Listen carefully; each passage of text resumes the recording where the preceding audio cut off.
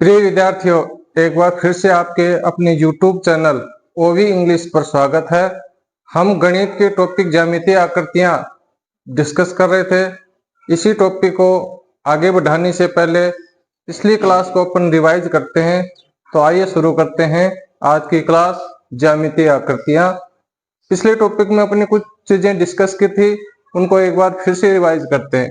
देखिए ये आकृति क्या है, ये कौन सी है, ये कौन सी है, ये कौन सी आकृति है, कौन सी ज्यामितीय आकृति है। तो आपको ध्यान आएगा कि ये जो आकृति है इसका प्रारंभिक बिंदु तो है लेकिन इसका अंत नहीं है, लगातार बढ़ रही है। तो कौन सी आकृति होनी चाहिए? तो आपको ध्यान आया होगा कि सूर्य जो प्रारंभिक स्थिति से किरणें निकल रही हैं तो ये किरण होगा।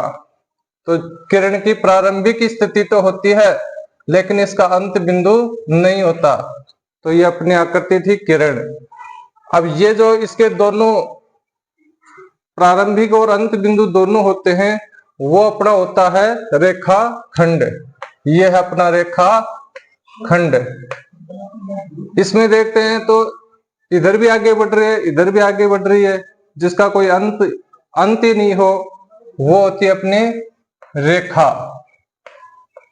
अब इधर देखो ये किरण यहाँ कोण का निर्माण कर रहे हैं तो ये कोण की आकृति हो गई। अब कोणों के प्रकार, ये जो एक ही बिंदु दे रखा है ये अपना बिंदु है कि पेपर पर बनाए नुकीले सिरे से बनाई गई आकृति बिंदु होती है। उसके बाद में कोणों को डिस्कस कर रहे थे, कोणों के प्रकार। अब ये कौन सा कोण है? देखो ये 90 डिग्री से कम है तो न्यून कोण है। ये कौन सा? ये है अपना समकोण। ये है सरल कोण या ऋजु कोण जिसको अपन कह रहे थे। ये है अपना इससे भी ज्यादा सरल कोण से भी ज्यादा प्रतिवर्ती कोण। और ये है अपना पूरा घूम के आ गया तो संपूर्ण कोण। तो इस तरह से अपन कोण तक पिछले टॉपिक में पढ़ चुके थे।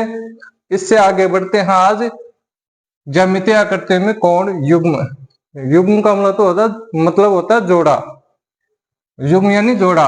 तो कोणों के दो युग्म को अपन किस तरह से डिफाइन करेंगे? जैसे इनमें आते हैं अपने युग्मों में पूरक कोण युग्म, संपूरक कोण युग्म, आसन कोण युग्म, रेखीय कोण युग्म और शीर्षाभिमुख कोण। ये क्या होते हैं इसके बारे में अभी देखते हैं। तो सबसे पहले आता है पूरक कोण। देखिए ये अपना जो कोण है पूरा 90 डिग्री का है। इस कोण को अपन डिवाइड करते हैं, दो कोण बना दें तो एक कोण तो ये बन गया और एक कोण ये बन गया। अब जब दो कोणों का योग या माप 90 डिग्री हो तो उनको एक दूसरे को आपस में पूरक कोण कहेंगे। यानी एक का पूरक कोण 2 है, दो का पूरक कोण 1 है। ऐसे दो कोण युग्म जिनके मापों का योग 90 डिग्री हो तो उनको पूरक कोण युग्म कहते हैं। आप बताइए जैसे किसी एक कोण 30 डिग्री का है तो दूसरा पूरक कोण युग्म कितनी डिग्री का होगा? तो सीधी सी बात है, दोनों का योग 90 होना चाहिए। तो दूसरा कोण 60 डिग्री का होगा। और 30 और 60 मिलकर के 90 होते हैं। तो ये दोनों आपस में पूरक कोण युग्म हैं। तो ध्यान रखना पूरक कोण में उनका जो योग होता है दोनों कोणों का 90 डिग्री होता है। इसके बाद में आता है अपना संपूरक कोण। संपूरक कोण में दोनों कोणों का योग 180 होगा, 180 डिग्री होगा। जैसे ये कोण बिल्कुल दो कोण हैं, ये 180 के होंगे और इसको दो कोणों में भाजिए, ये कोण और एक दूसरे, ये दोनों मिलकर के 180 बढ़ाएंगे तो ये हो जाएगा संपूरक कोण युग्म। अगर दो कोणों का योग 180 डिग्री होता है, दो कोणों की मापों का योग 180 डिग्री होता है तो उनको हम संपूरक कोण युग्म कहेंगे। जैसे एक कोण 120 डिग्री का है तो उसका संपूरक कोण कितने डिग्री का होगा? तो उसका संपूरक कोण होगा 60 डिग्री। इन दोनों का जोड़ 180 होना चाहिए। अगर दो कोण दिए हुए हों, उनका कोणों का मापों का योग अगर 180 होता तो वो आपस में संपूरक कहलाएंगे। दोनों का योग 90 होता है तो वो पूरक कहलाएंगे। तो संपूर्ण कोण समझ में आया। संपूर्ण कोण कैसे निकालें, कोई एक कोण दिया हुआ है तो दूसरा कोण निकालने के लिए उस कोण को 180 में से घटा देंगे। जैसे एक कोण 120 दिया हुआ है तो दूसरा संपूर्ण कोण निकालने के लिए 180 में से 120 घटा लेंगे, 60 डिग्री आ जाएगा। पूरा कोण निकालने के लिए 90 में से घटाएंगे। जैसे 90 में से 30 कोण दिया हुआ 30 डिग्री, तो 90 में से 30 घटा ले तो 60 आ गया। तो इसमें भी प्रश्न बनता है कि पूरा कोण युग्म ज्ञात करवाए तो 90 में से घटाना है, और संपूरक कोण पूछे तो 180 में से घटा करके पता लगा लेना है। इसके बाद में होता है आसन कोण। आसन का मतलब होता है पास पास। जैसे ये कोण और ये कोण बिल्कुल पास पास हैं, यानी ऐसे दो कोण जिनमें एक उभयनिष्ठ शीर्ष हो और एक उभयनिष्ठ भुजा हो, उन दोनों कोणों को आसन कोण कहेंगे।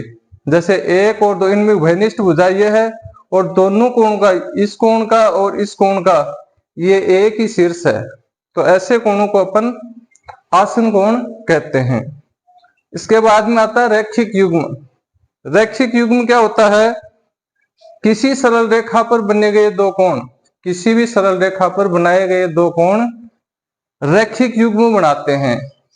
जैसे ये सरल रेखा, आपको मालूम है कि सरल रेखा पर 180 डिग्री का कोण बनता है, तो सरल रेखा पर बने जो भी कोण होंगे उन सब का योग 180 डिग्री का होगा। सरल रेखा पर बने कोण 180 डिग्री के होते हैं, यानी संपूरक होते हैं। 180 डिग्री को संपूरक भी बोलते हैं। तो सरल रेखा पर बने कोण संपूरक होते हैं और ऐसे कोण रैखिक युग्म कहलाते हैं। इनमें क्या होता है, ये दो किरणें एक दूसरे के विपरीत होती हैं और दोनों में एक उभयनिष्ठ भुजा होती है। अगला टॉपिक आता है शीर्षाभिमुख कोण। पिछले टॉपिक में अपन प्रतिच्छेदी रेखाओं के बारे में पढ़े थे। अगर प्रतिच्छेदी रेखाएं एक दूसरे को काटती हैं तो आपस में 4 तरह के कोण बनाती हैं। एक कोण, दो कोण, तीसरा कोण, 4 कोण बनाते हैं।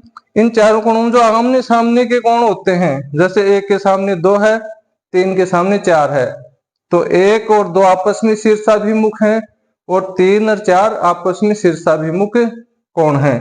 तो किसी प्रतिच्छेदी रेखा द्वारा बने गए कोण जो आमने सामने होते हैं उनको शीर्षाभिमुख कोण कहते हैं। आपकी जानकारी के लिए बता दूं कि अगले टॉपिक में हम समांतर रेखाओं को, अगर कोई तिर्यकछेदी रेखा काटती है तो उसके द्वारा कौन कौन से कोण बनते हैं और उनमें आपस में क्या संबंध होता है, इसका डिस्कस करेंगे।